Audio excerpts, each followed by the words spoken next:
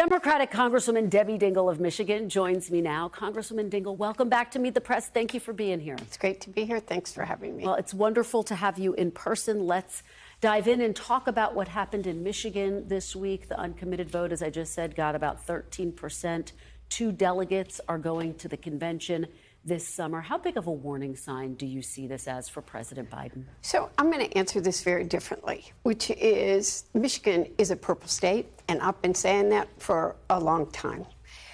We are a state that frequently votes uncommitted. President Obama got a significant uncommitted vote in 2012. But it is one issue that needs to be paid attention to. I got a lot of people that are hurting in my district and in the district that I used to represent. The name of their campaign, or the one that I believe was effective, was called Listen to Michigan. They didn't think anybody was hearing the hurt that their families were facing. I have families that have lost 40 members of one family. They are the casework I'm doing for people that are starving, have no food.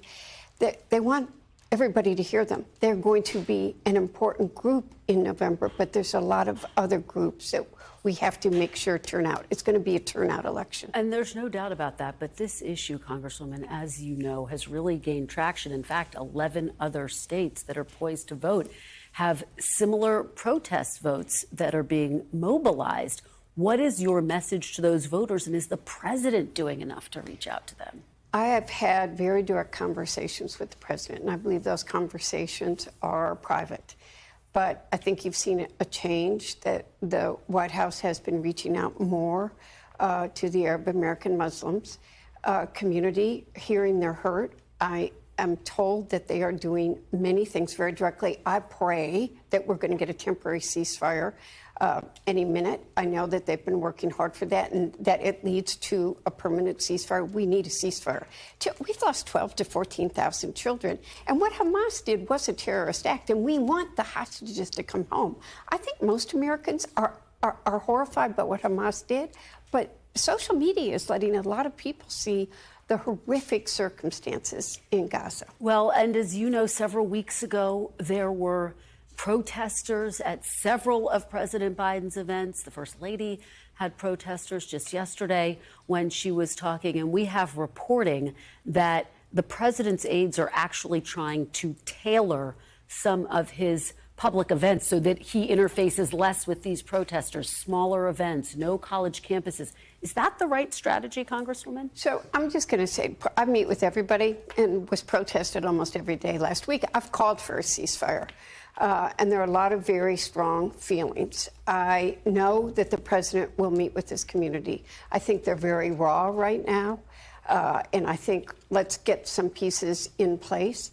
But, you know, I'm going to tell you something else. I don't hear Donald Trump talk about this at all. And I'm not exactly sure how he would be handling it. I have some pretty strong feelings about what would be happening there. Joe Biden is talking about it. Joe Biden is working hard to get that ceasefire. Let me ask you about one of the recent actions by the Biden administration, those airdrops that we just talked about. One former U.S. official called them inefficient and said it makes America look weak because the U.S. is an ally to Israel. Is that a sign that the U.S. pressure on Israel for more humanitarian aid, for fewer civilian deaths, is just not working? I don't know. I think the president is pushing very hard. We have to get humanitarian aid in there. 85% of the people have no home. What people don't like, the population of Gaza is 2.2. 1.5 million of them have gone to Rafah, and they have nothing. There's no toilets. There's no showers. There's no food. And that horrific picture we all saw on Thursday was desperation. It was total desperation. And when you shoot into crowds that are desperate and are hungry and there's a famine, that's what happens. We need to get aid. The president's trying to get it there every means possible. We all need to do it. And quite frankly, humanitarian aid needs to be part of any package we do. This is all going on against the backdrop of new polling numbers that we are getting out for President Biden. And it shows, in addition to Donald Trump leading by 5 points, a real enthusiasm gap. Less than 1 in 4 Democratic primary voters said they were enthusiastic about President Biden. Do you think the White House is the president paying close enough attention to these numbers? Is there enough urgency?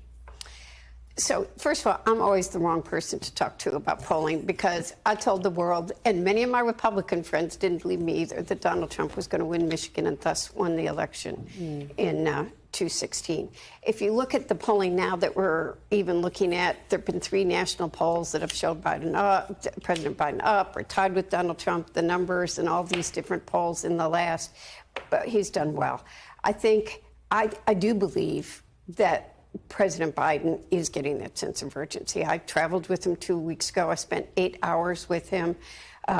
They're starting to put the resources we need to see into Michigan. I think we are seeing a campaign that post Super Tuesday is going to go all in on the ground and knows what we got to do to get the job done. Let me talk to you about another major issue, the border. President Biden reportedly thinking about taking an executive action that would restrict migrants from seeking asylum during surges.